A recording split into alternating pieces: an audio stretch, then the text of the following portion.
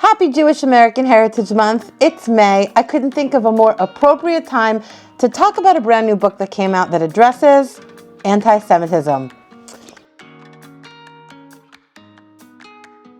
Here's the book. It is a new book by Noa Tishby and Emmanuel Acho. It's called Uncomfortable Conversations with a Jew. It is kind of like a sequel to Emmanuel Acho's books and a series that he did called Uncomfortable Conversations with a Black Man and a couple of other topics along that iteration. Today, I attended a book launch in Philadelphia and I took notes. The conversation was moderated by Yoav Davis of Jews of New York. He also runs Tishby's social media account. So in this video, I'm going to start with what they talked about at the book launch, and then I'm going to do a summary of the book as well. All right. My notes that I took. So for those of you who don't know, Noa Tishby is a former Israeli actress. She lives in Los Angeles now. She's also an activist and an author.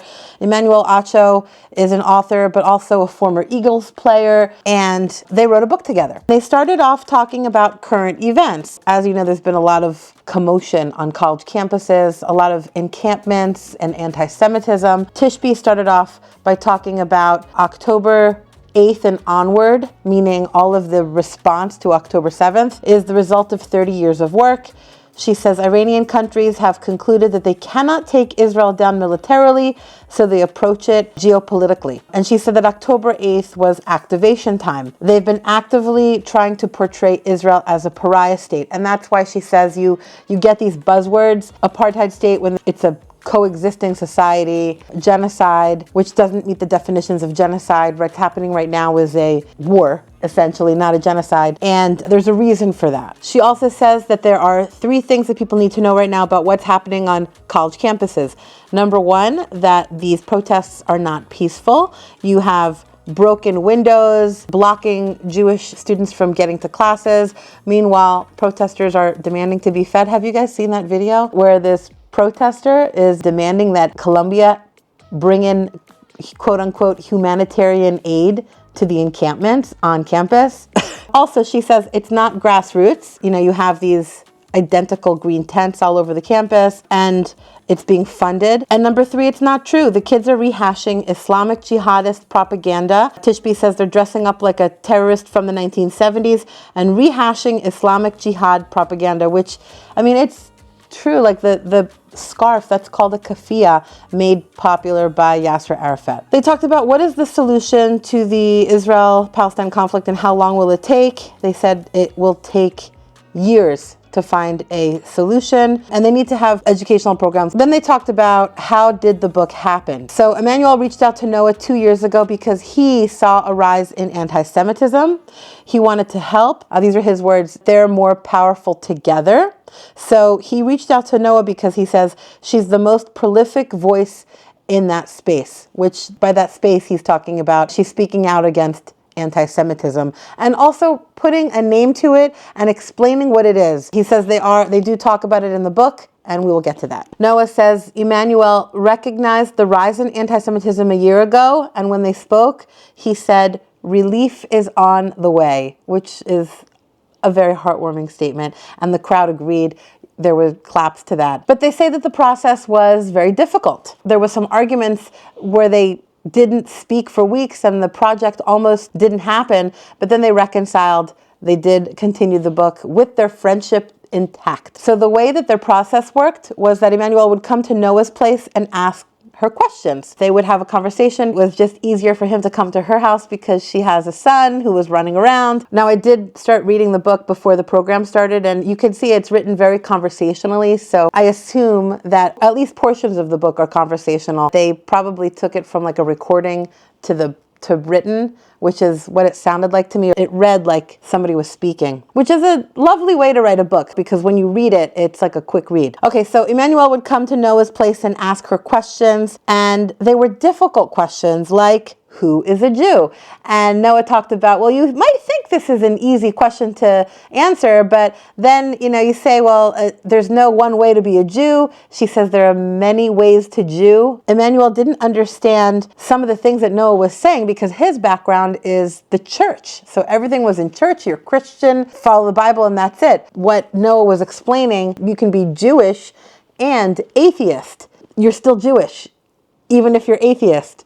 And he says that was difficult for him to understand. He just said like his mind exploded, but it really gave him an understanding of what it means to be a Jew. And Noa said that this book is really great to have because it's a tool to people that ask her all kinds of questions all the time about how to handle anti-Semitism and how to answer some of the questions that they get. So it's like kind of a guide and kind of a tool and informational for Jewish people and for people that are also not Jewish. One of the questions they talked about, can I disagree without being anti-Semitic? And Noa, speaking to a synagogue full of mostly Jewish people, said, obviously, disagreement is a very important part of being Jewish. Lots of opinions in Judaism, and disagreement is how people traditionally study Jewish text also. So that's very entrenched in Judaism to disagree. Emmanuel said that after October 7th, he wanted to reach out because after George Floyd, so many people didn't reach out to him. They describe like where they were, and they start that off in the book too, where they were on October 7th. He started thinking like, who do I know that's Jewish?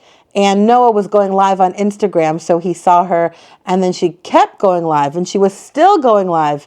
And he was like, whoa, what is going on here? So he says that after he saw her go live, I guess he was also doing a broadcast, like a sports broadcast, and then he asked her to go live with him, and he learned a lot, but also got a lot of feedback after they did that live that he didn't get both sides of the story. Then he went live with a Palestinian woman. They didn't say the name, but they both were talking about this incident because apparently this was like the big rift that might have prevented the book from coming out. He says that he spoke with a Palestinian woman then, but she was very like anti-Israel, very anti-Semitic. Now, not all Palestinian people are that extreme. There are Palestinians that want to live side by side with Israel, but she was very upset. Noa was very upset that he gave this woman a platform. This incident is what blew up the relationship. Luckily, they were able to patch it up and resume writing the book together. They both talked about how the book shows how we can have uncomfortable conversations. Emmanuel says it is okay to disagree. As long as there's mutual respect, you can't go wrong. And it was very evident that Emmanuel and Noa have a mutual respect and a love for each other. They've clearly gone very deep with this book and the questions that they've asked and answered. In fact, they say this is the type of relationship that people have to have if they want to understand each other. And they say this is the problem with college campuses. People that are protesting on college campuses don't want to engage and have those conversations. They say they don't want to talk, and when you put that block up, there's no going anywhere from here. In fact, that topic was a big part of a conversation that I did in a previous video with Mohammed Darawshi. I did another video called Interview with a Palestinian Citizen of Israel. He talks about how it is really important to have a mutual respect and understanding before you even go into these conversations so that you're not going at them militantly and then you can't hear what the other person is saying. He deals with how to bring Jews and Arabs together in Israel. And they did ask him for advice on what's happening on college campuses. In fact, he says, this is just like a little sidebar, he says that you can't even have those conversations right now because tensions are so high. Anyway, that's what they also said in the talk, is that nobody wants to talk. And when people don't want to engage with each other, it's really difficult to find common ground and to connect. Then they talked about Emmanuel coming to Shabbat at Noa's house. It was his first Shabbat. Listen, if you haven't been to Shabbat, you need to make a Jewish friend and go to Shabbat because Shabbat is awesome. And he said it was a safe community. People don't care about what you do. They care about who you are. And of course, I'm sure the food was amazing. I hear Noah's a great cook. Yoav Davis talked about how Noah's always cooking. So if you ever watch this, Noa, I want an invite to Shabbat at your house. But if you come back to Philly, you can always come to our house. We're happy to have all three of you, Yoav, Noa, and Emmanuel, for Shabbat if anyone wants to come over. Hang out with the kids and the hubs and me. Anyway, another thing they talked about was some of the hate that was received not only by Noa, but by Emmanuel, because he partnered with Noa Tishby, did an Instagram live with her, showed allyship to the Jewish community. He started to receive some online hate. And he talked about some of the Jewish hate that he's encountered online, but he also talked about one particular instance in which he encountered somebody in real life. He says he was out to dinner in West Hollywood, and after he was done dinner, he heard somebody address him. A woman wearing a hijab says, "I hope they paid you well." And he said, "Who is they?" And she says, you know, and they kind of went back and forth. And then eventually she says, the Zionists. And like the whole crowd like gasped. They're like, he asks her name. She says, you don't deserve my name.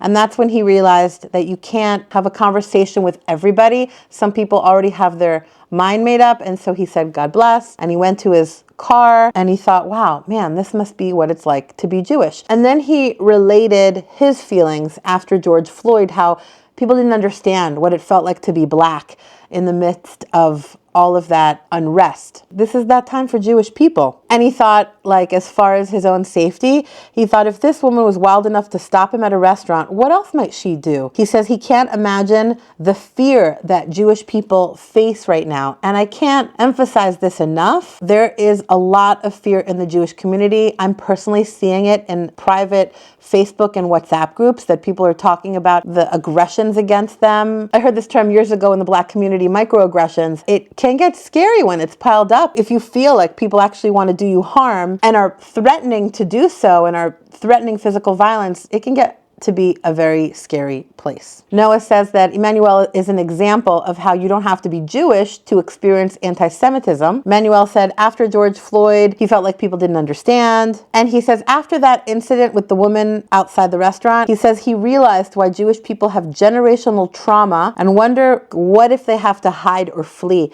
And this is a theme that I'm seeing a lot. When I went to Israel after October 7th, I was there in March, everybody was talking about like, what if they come here? Where am I going to hide? But I wasn't only hearing that in Israel, I'm hearing that in America. And what is the anti-Semitism tipping point before people have to flee here and go somewhere else like Israel? Yoav Davis reiterated Emmanuel's point that you can't get to everyone. You can't talk to people who don't want to listen or understand, which I think is a really important point when you want to talk about looking out for your mental health. What Emmanuel and Noa are seeing is that the Black and Jewish communities have built something amazing in America and it's being torn apart. Noa says that this is not by accident. There are forces infiltrating the Black Lives Matter movement that they saw. And she says when two marginalized groups are fighting with each other, it helps the perpetrators that they're against each other. At this point, Noa talked about how you have to look at everything that's happening from like a bird's eye view, everything that's happening through 5,000 years of Jewish history. She says, and we've known this as Jews. This is something we've seen before. She says, we will not just survive, but thrive. They also talked about whether the college students are students or agitators. She says on some of the college campuses, they're seeing kids that are 25 to 30 years old, so that's questionable. Now, there was another woman there from Jewish Federation that did the introductions who gave some ADL stats. I was taking notes, so I didn't get every stat, but what I did get is that according to the ADL, Pennsylvania ranks 5th in the country for anti-Semitic incidents. And then she talked about anti-Semitic rhetoric being distributed in classrooms, including in local Philadelphia and Philadelphia area classrooms. And then they talked about Passover. We're just coming off Passover now. In the Haggadah we just read, in every generation groups rise up against us, but this time we have groups advocating for us, and of course we also have the state of Israel. And they said that the groups that are fighting against Israel are very well funded. Anyway, it was a very informative and inspiring way to spend my morning. I'm going to spend my afternoon reading the book, and I'll be right back with a recap.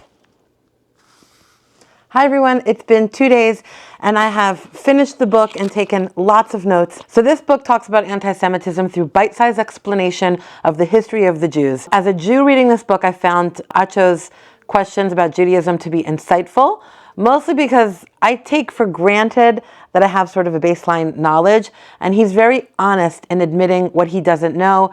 And that's illuminating because if he doesn't know basic things like, for example, that the word Shabbat means the Sabbath, I'm sure that other people also share that knowledge gap. So this book starts on October 6th in Los Angeles. It's already October 7th in Israel, the largest single-day massacre of Jews since the Holocaust. And Noa Tishby is going live on Instagram. Emmanuel recalls watching her live feed, stepping away, coming back, and she's still streaming. I actually remember her streaming as well. I'm sure a lot of people watched her that day. In a later portion of the book, she explains more in depth what it was like doing that live feed from her end, and she talks about people asking for help in the feed. You know how you can write notes to somebody when they're doing a live feed or ask a question. She says people from Israel were calling for help and asking for her to do something or say something as the families were being massacred, burned, and worse. She says she thinks about those who send her messages all the time. She didn't immediately share her live stream. Afterwards, if you don't share it as a recording, it disappeared, and she often wonders what happened to those people who asked for help. Did they disappear as their messages disappear? It's pretty chilling and haunting. Acho gets honest right away and addresses his concerns about the book. Would he be on the wrong side of history, helping a Jewish woman tell her story? He talked about wanting to understand and acknowledge the tension between the Black and Jewish communities, which they also talk about at the end of the book. These are communities that have a long history of fighting against injustice together. Emmanuel Acho then, this is a quote that I pulled from the book that struck me. He says, the Jewish community sees itself as persecuted, while the Black community largely sees them as complicit in an oppressive system. And that is addressed as we get into the book in various chapters. This really lays the groundwork for some of the difficult and important conversations that they have to bridge some of those misunderstandings. He also questions whether the line between oppressor and oppressed is not as clear as he once thought. And he says that in getting curious, the goal is not agreement, but understanding. Understanding is what will help people become more compassionate and to see those in need as deserving of your support. Now, speaking of things that are uncomfortable, Noa talks about Hamas supporters on college campuses and needing to defend her right to be upset by one of the oldest forms of hate and discrimination that caused the murder of millions of people, antisemitism. She lays the groundwork here that antisemitism is one of the oldest forms of hatred in the world, as Jews predate Christians and Muslims by millennia. She explains how antisemitism has morphed and shifted through the years, even though it seemed like Jews have assimilated into society and anti-Semitism seemed like it was a thing of the past. But 2021 saw the biggest spike in anti-Jewish rhetoric since World War II. There were neo-Nazi marches, desecration of synagogues, anti-Semitic programming on college campuses, celebrations of Jewish slaughter on October 8th. Noa Tishby talks about the qualifications of both her and Emmanuel Acho in having this important conversation, and she explains how she consulted with Jewish thought leaders on this. So there's a lot of research and expert opinion, and she adds it's not meant to be an exhaustive history of the Jews since Abraham. Though I gotta say, this book is pretty good. She really goes through a lot. They talk about how the book happened. Emmanuel was looking for a partner for his passion project. He says, oppressed groups too often speak in silos, but why don't they fight together? Emmanuel was Instagram creeping on Noa and planned to reach out to her when his esthetician, Ronit, brought him Noa's book, Israel, to read. That's her first book. And Noa's agent, Jacob, gave her Emmanuel's book, Uncomfortable Conversations with a Black Man, to read. They met at a restaurant where Noa says she had recently had an anti-Semitic exchange with a diner. She says the fact that this was where Emmanuel asked her to partner with him in this book was beshert, or meant to be. And this is 15 months before October 7th. So the big questions begin. What is a Jew? Most of the world has likely never met a Jew, so this is an important question.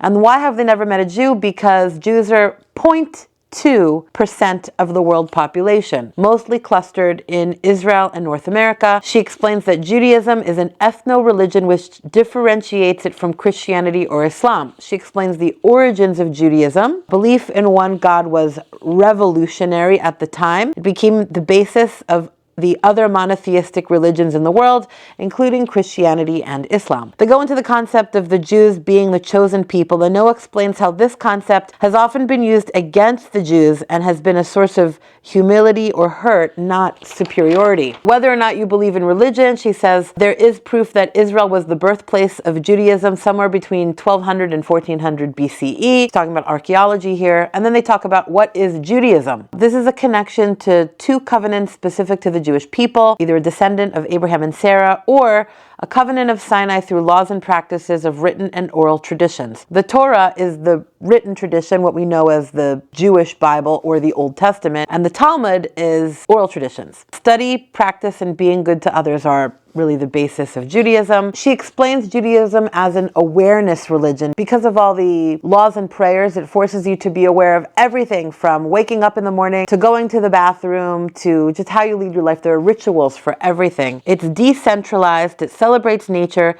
and it evolves through different branches of Judaism. She talks about the Jews kept getting persecuted and pushed out of their temples. So Judaism can be practiced not necessarily just in a synagogue, but out in nature. There are 4 pillars, she says, of Judaism: religion and faith, peoplehood, which is shared stories and traditions linking generations, tikkun olam, which is mending the world, and nationhood, a connection to our ancestral homeland and need for self-governance. That's our connection to Israel. Culturally, you can be Jewish through rituals and traditions that have evolved from our religion. There are also storytelling traditions that have kept our culture alive through thousands of years. Every Jewish holiday is pretty much a storytelling opportunity, and usually the story is about surviving persecution. It's also very traditionally Jewish to question and debate everything. She talks about the importance of education in Judaism, which stems from the destruction of the temple in 70 BCE, and she says how people, boys, needed to learn to read and write in order to keep our traditions alive. Of course, that evolves to girls as well. Bar mitzvahs, of course, started with boys reading the Torah, and 100 years ago also evolved to include girls. Judaism is a religion that values the present moment. Jews don't really dwell on an afterlife, as Judaism is a this life focused religion. And these values have created a shared Jewish identity. Then they talk about, is Judaism a race? Judaism is not a race. Race has physical traits. Hitler tried to kill us because of race, and race is a mythical construct. There's nothing biologically distinct about being Jewish. We share a lineage, not biology. Jews can be from anywhere in the world. Ethiopia, they can be Asian, Russian, Middle Eastern, American, black, white, which leads to the question, are Jewish people white? Emmanuel asks, do Jewish people in America have white privilege? And Noah, surprising to him, says Jews are not white. White privilege in America is a relatively new construct. She explains, yes, some Jews are white passing, but Jews are not white. Jews have only been able to integrate into white society over the past 2 generations.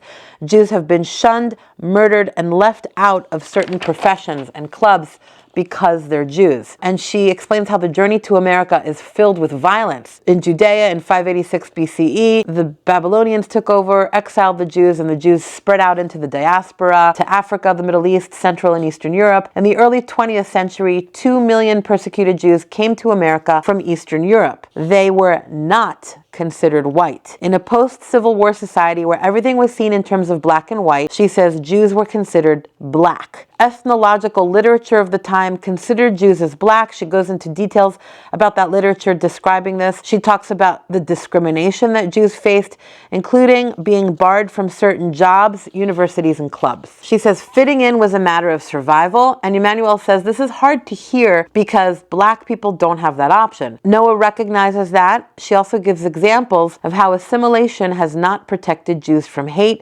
especially during McCarthyism. And then she talks about being too white. Emmanuel talks about the 1-drop rule relating to racism and being black.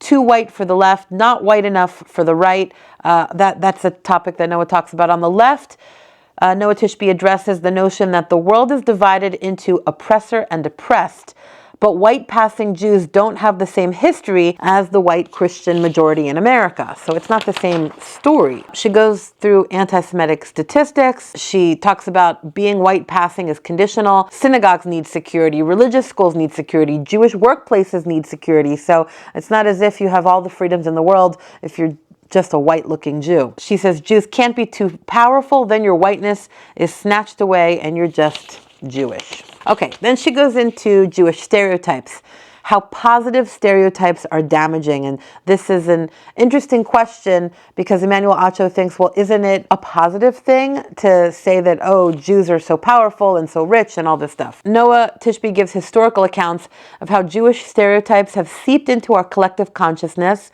like you don't look Jewish, there's this trope of the rich Jew, Jews, money, and power. But they say there's a difference to say that Jews are overly represented in a certain area versus Jews control a certain area. And there's a reason, she says, why Jews are overrepresented in certain areas of society. She says it's not that Jews were forced into professions as much as they were forced out of others and had to innovate. She explains this in Hollywood. She explains this in banking. Even when Jews got into Hollywood, she says Jews didn't tell Jewish stories. The U.S. government terrorized Hollywood with communist witch hunts. She says they have Hollywood because they built it. Overrepresentation is not control. But she does say that Jews live with the fear of being rounded up for their success and murdered. Jews have had success and have been able to recently own a home, live where they want, have any job, have equal citizenship, get elected to office, but these are relatively new constructs.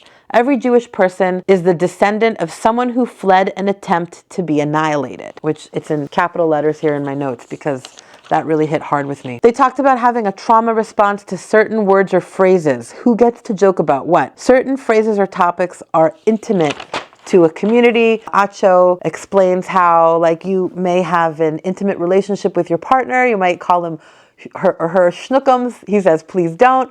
But these are words that you use with each other. They're not all words are for everybody. Somebody else is not going to use intimate words with your partner in the same way that somebody from an outside ethnic group is not going to use your intimate words to describe your ethnic group. It's not comfortable. It's not appropriate. Noa Tishby says that Jews tend to be excluded from the conversation about diversity, equity, and inclusion. She says Jews understand that underneath certain stereotypical sentiments lies anti-Jewish hate that never lies dormant for too long. Then they get into some deep stuff. Did the Jews kill Jesus?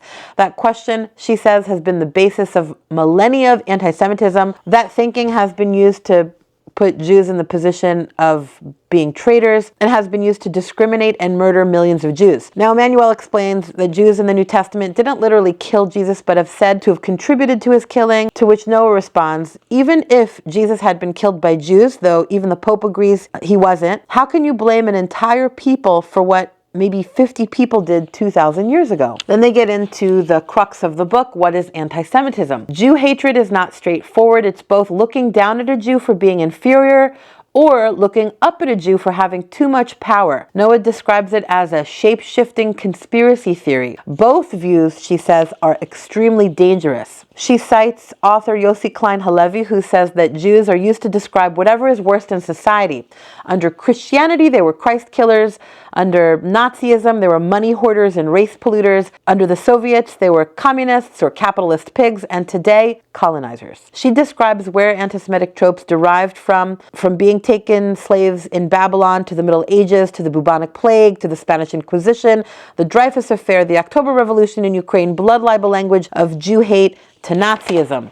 I'm flying through the book here. She says also that you can be Jewish and anti-Semitic. She describes exactly how someone can internalize the Jew hate they've experienced for thousands of years, and they give examples of how this happens in other marginalized communities. How does internalized anti-Semitism look? I'm going to read it to you on page 107. She says, at best, internalized anti-Semitism looks like Jews being way too quiet about our needs. It's putting our heads down and trying to not rock the boat while we tend to everyone else with the self-deprecating hypervigilance of a dutiful eldest child. But at its worst, it's actually agreeing with the people who have the nastiest things to think or say about us. It's not questioning what is right because someone else is telling us it's wrong. She says Jew hatred is always there, but sometimes it can feel like it's not. She reminds us that before the two worst instances of Jew hatred, expulsion, and murder, which was the Spanish Inquisition and the Holocaust, today it's safer than ever to be Jewish, yet we still experienced Orthodox Jews being attacked on the streets of New York, the Tree of Life synagogue shooting, swastikas being painted on synagogues, headstones toppled in Jewish cemeteries, hiring managers looking for fewer Jews, and lots of Jew hate documented on social media. She says, the far right, unite the right Jew hatred rhetoric, while damaging, it is still very recognizable. But what we've been seeing brewing for the past 30 years on college campuses is morphing into a much more insidious form of anti-Semitism. It's because it's been seen as acceptable and even cool. All that, she says, was evident on October 8th. Before Israel reacted in any way, people cheered and chanted in the streets for Palestinian liberation. This was the accumulation of 30 years of well-coordinated anti-Israel rhetoric and bias. And she says this is how educated, reasonably open-minded people see Jews. The hatred has morphed from let's get rid of the Jew and everything will be okay, to let's get rid of the Jewish state and everything will be okay. She says that's the same thing. This is a story that Jews recognize for millennia. On page 114, she talks about the 4 layers of anti-Semitism: peoplehood, religion, racial, political, and anti-Israel. Peoplehood: Jews are weird, dirty, scheming, and threatening. They need to go. Religion: Jews are God killers and baby killers and or not Christian or Muslim. They need to convert or go. Racial, political: the Jewish race is inferior, revolting, and evil. They can't convert out of it. We can blame them for political gain, and they should go. Or 4, anti-Israel: Israel is all of the above, and it should go. Those are the layers of anti-Semitism. They get into the Holocaust. They explain that there are 15 million Jews in the world. 7.5 million of those Jews are in America out of 336 million people.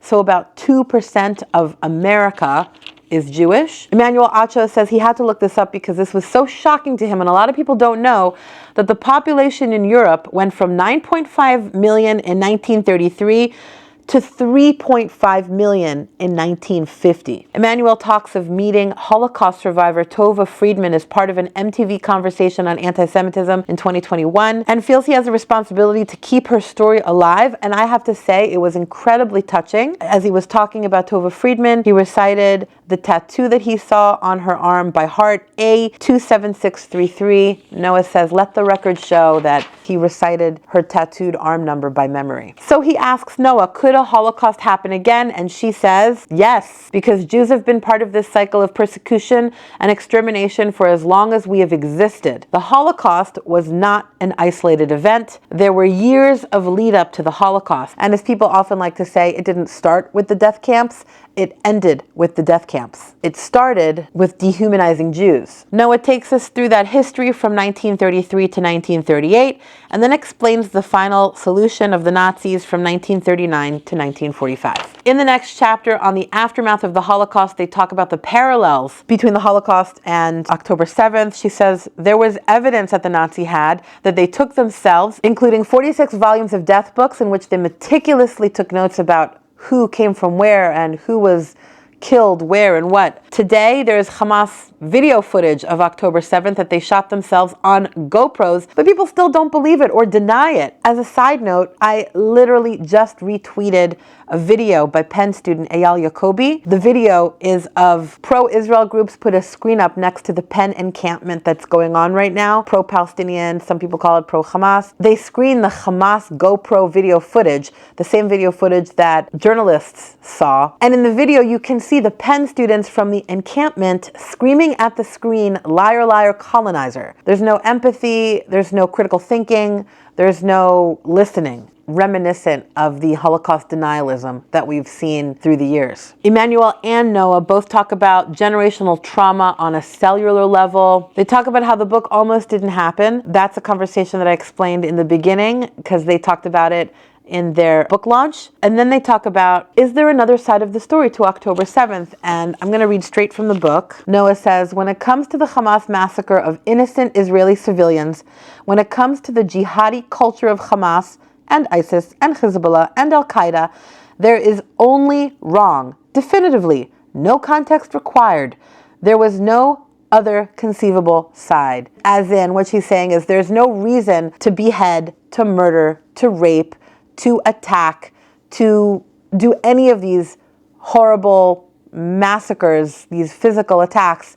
There's no reason for it. You can't call members of Hamas who raped women and burned babies militants rather than terrorists. Getting the other side of like why that was okay was almost a deal breaker for her. I mean, I see it. I don't see another side to the Holocaust. There's no excuse for killing 6 million Jews and 11 million non-Jews in the Holocaust. There's no excuse for murdering more than 1,200 people and taking about 240 captive. Now there are fewer. I don't see an excuse for that. They address the question, is Zionism anti-Semitism? And in order to address that question, they have to answer, what is Zionism? Zionism is the belief that Israel has a right to exist. Whose land is it? Then Noah gives a brief historical education of who conquered and ruled over the land from 1800 BCE to present day. They also talk about every December, people celebrate Jesus, who was a Jew from Judea. On page 173, they talk about all was not peaceful in the region prior to the establishment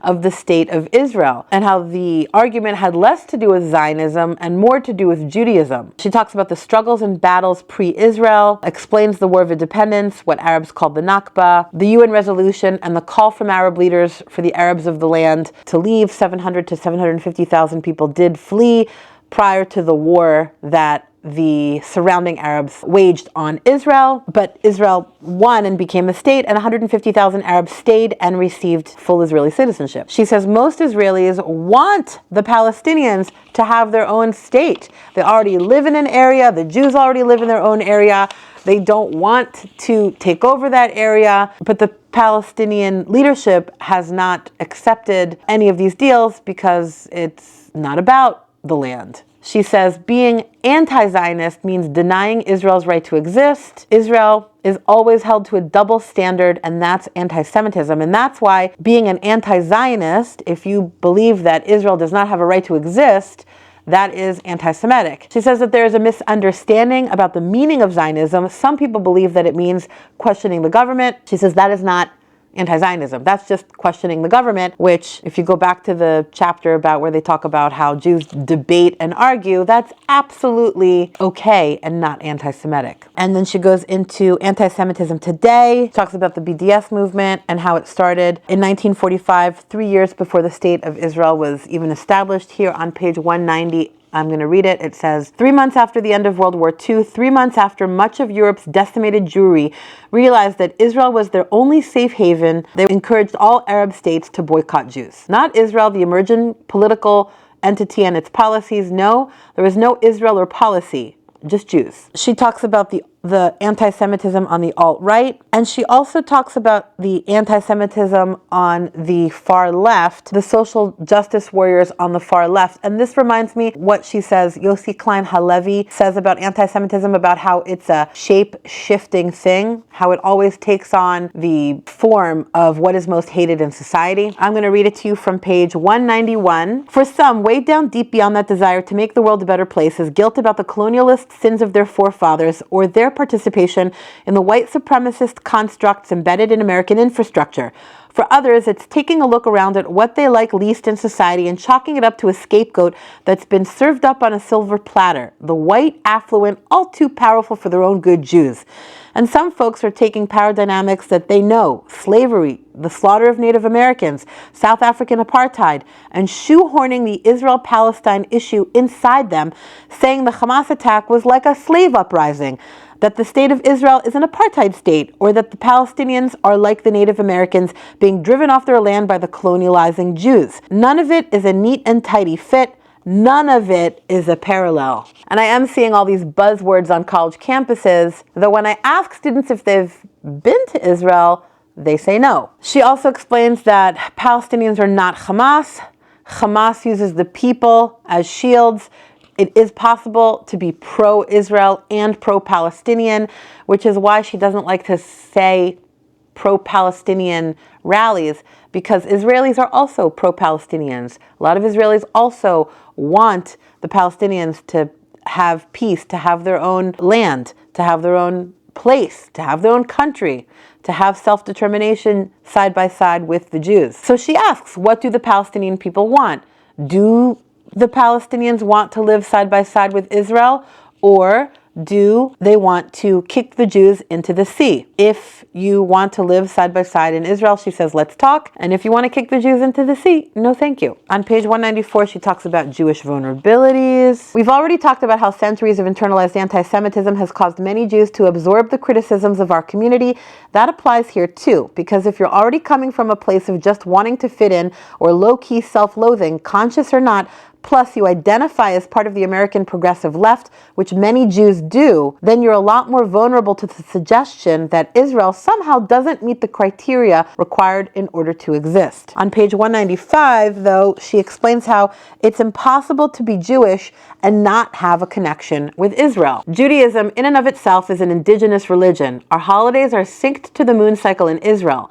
The four species, lulav, hadas, arava, etrog, used to bless our sukkahs during Sukkot, are native to Israel. The candles we light on Hanukkah celebrate the oil that burned in the Second Temple in Israel. These rituals are inseparable from that land. Yes, it's a time-tested tradition for us Jews to doubt and question, but doubting the worthiness of Israel is a guilt we are not meant to carry. Again, to reiterate here, she says it is possible to disagree. There's a difference between criticizing the government and saying that Israel shouldn't exist or that Jews shouldn't exist. She explains how anti-Semitism is the canary in the coal mine. What starts with the Jews doesn't end with the Jews. In the Holocaust, Jews were murdered, but not only were Jews murdered, blacks, gays, disabled people, political opponents were also murdered. Again, 6 million Jews, 11 million non-Jews were killed in the Holocaust. And then they go on to talk about the shared black and Jewish history, going back to Queen Sheba of Africa, visiting King Solomon in Jerusalem. They talk of points where allyship was abandoned. That created a vacuum for these anti-Semitic tropes to seep in. Emmanuel Acho says we all lose when we don't stand together. And they talk about how to show up as an ally. You have to get curious, listen, build empathy,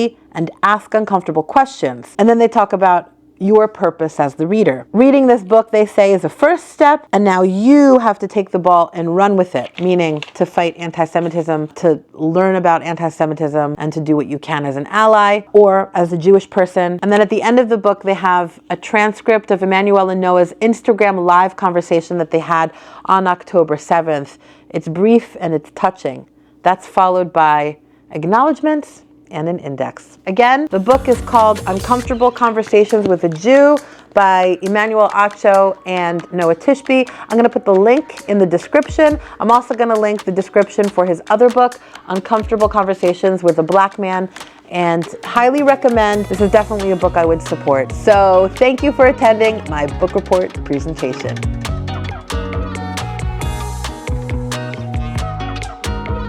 Whew, that was a lot of work.